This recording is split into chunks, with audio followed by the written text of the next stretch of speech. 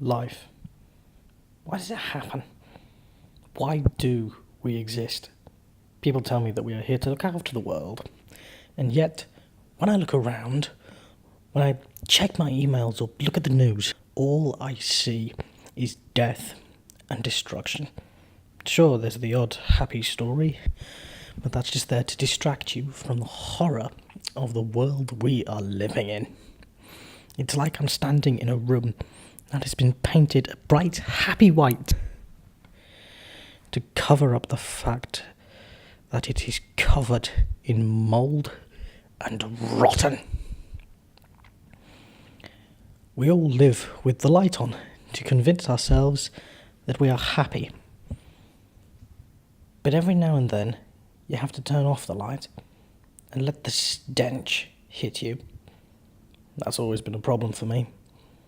No matter how hard I try, I just can't quite reach that light switch. I can't turn the light back on. When I was younger, I would fly around the room. I felt like nothing could hold me back. Sometimes it feels like I can't succeed at anything I do. My self-confidence has taken so many hits over the years that I now need continuous reassurances that I'm doing something right. My classmates now refuse to work with me in group projects because they simply don't believe I'm bringing anything to the table other than an extra pair of hands, which, while useful, is not something I should receive a grade for, let alone a good one.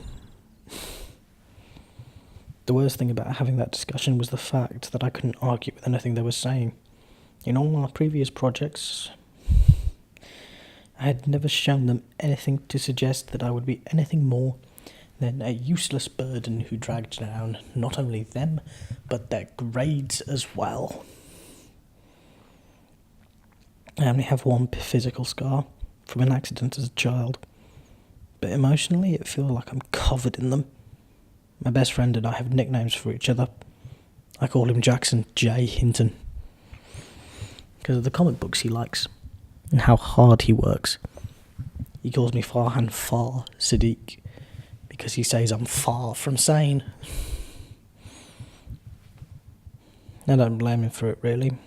I've always had a bad habit of referring myself in the third person when I'm thinking really hard.